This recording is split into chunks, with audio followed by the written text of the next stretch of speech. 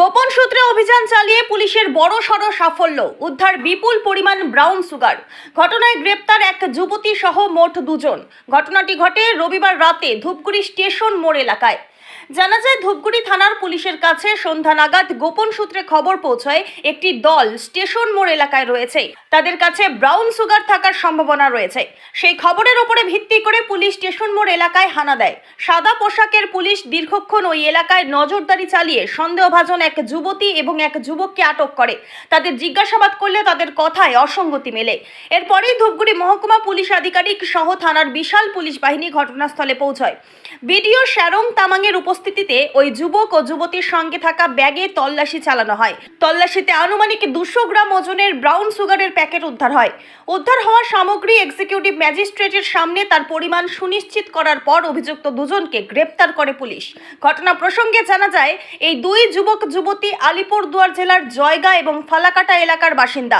ঘটনার বিষয়ে মহকুমা পুলিশ আধিকারিক গেলসেন লেপচা বলেন, গোপন সূত্রের খবরের ভিত্তিতে সাদা পোশাকের পুলিশ স্টেশন মোড় এলাকায় অভিযান চালায়, তাতে দুজনকে আটক করা হয় এবং বিডিওর উপস্থিতিতে তাদের তল্লাশি চালালে প্রায় 200 গ্রাম ব্রাউন সুগার উদ্ধার হয়।